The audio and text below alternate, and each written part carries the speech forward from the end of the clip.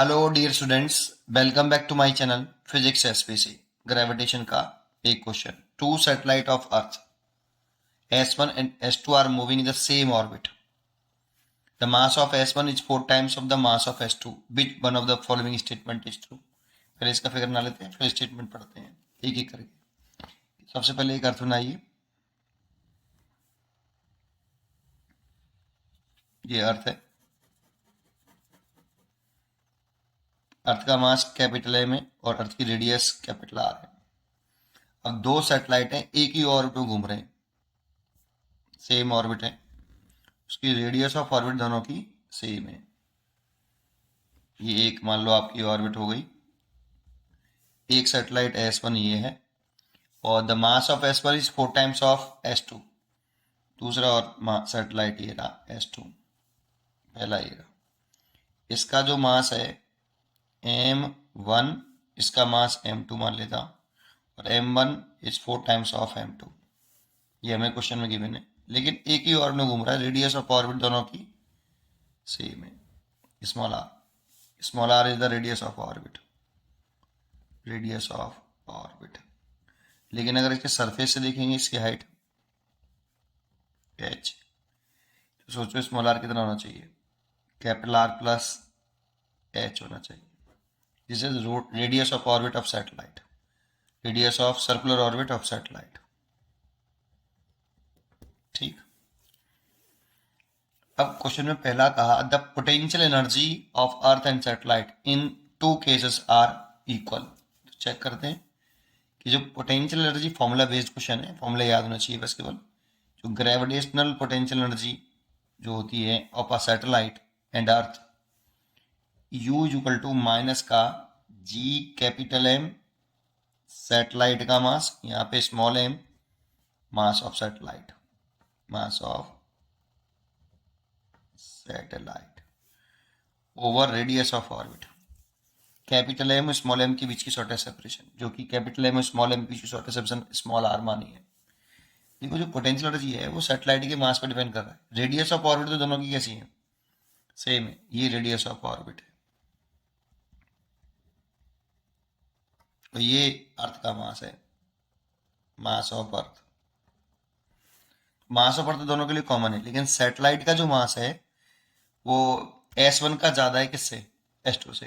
तो potential energy depends on mass, so potential energy same नहीं होंगी। U1 सैटेलाइट U1 का और U2 की इक्वल नहीं होगी, दोनों की अलग अलग होगी। इसीलिए जो पहला केस है the potential energy of earth and satellite in the two case are equal, ये गलत हो गया क्योंकि वो मास पर डिपेंड कर रहा है। रेडियस ऑफ ऑर्बिट सेम है। दूसरा है बी, ये ए हो गया। बी कह रहा है S1 and S2 are moving same speed, तो ये ऑर्बिटल स्पीड होती है इसकी। तो ऑर्बिटल स्पीड ऑफ सैटेलाइट का फॉर्मूला क्या होता है, ऑर्बिटल स्पीड ऑफ सैटेलाइट, ये जो होता है satellite V naught is equal to root के अंदर G, इसमें यहाँ पे अर्थ का मास आता है, दैट मीन सैटेलाइट जिस प्लेनेट के अराउंड घूम रहा है उसका मास आता है ओवर रेडियस ऑफ ऑर्बिट। ये वेलोसिटी, ऑर्बिटल वेलोसिटी ऑफ ये is independent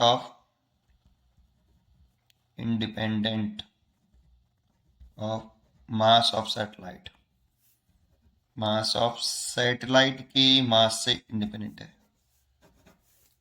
radius of orbit तो डिपेंड करता है, बट रेडियस ऑफ ऑर्बिट तो दोनों सैटेलाइट की सेम है, एक ही ऑर्बिट में घूम रहे हैं, दोनों की सेम, बट मास से इंडिपेंडेंट है। इसीलिए ऑर्बिटल स्पीड दोनों सैटेलाइट की इक्वल होगी।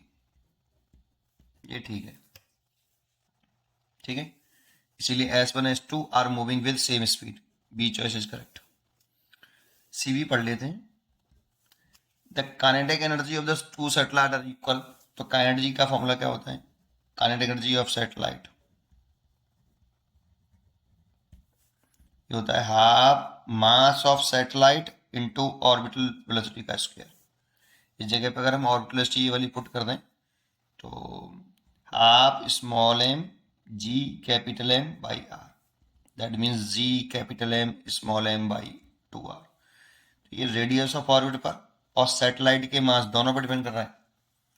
तो radius of orbit same but mass of satellite अलग, इसलिए काइनेटिक एनर्जी दोनों सैटेलाइट की डिफरेंट, इक्वल नहीं होंगी, क्योंकि मास ऑफ सैटेलाइट दोनों का चेंज है, अलग अलग है।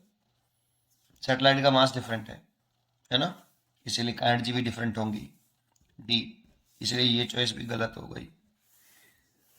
The time period of S1 is 4 times of S2, या तो केप्लर्स लॉ से कर दो कि जो टाइम पीरियड होती है वो रेडियस ऑफ ऑर्बिट पर डिपेंड करता है, सर्कुलर ऑर्बिट की रेडियस पर डिपेंड करता है, या एक फॉर्मूला हम जानते हैं, time period T equal to होता है एक्चुअल में 2 पाई रूट के अंदर small r cube upon G capital M होता है।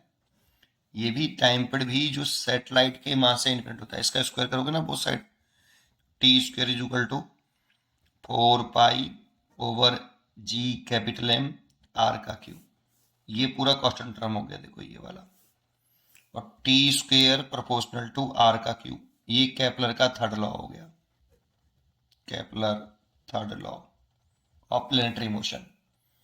तो ये रेडियस ऑफ ऑर्बिट पर डिपेंड करता है, सैटेलाइट के मास से ये भी time period is independent of mass of satellite, mass of satellite, mass satellite का डिफरेंट है, रेडियस ऑफ ऑर्बिट सेम है, रेडियस ऑफ ऑर्बिट है ये स्मॉल आर की वैल्यू r प्लस एच हो, अर्थ की रेडियस प्लस कितनी हाइट पर सैटेलाइट लॉन्च किया गया सरफेस से, ये तो टाइम पीरियड सेम होगा बेटा, टाइम पीरियड दोनों सैटेलाइट का सेम होगा,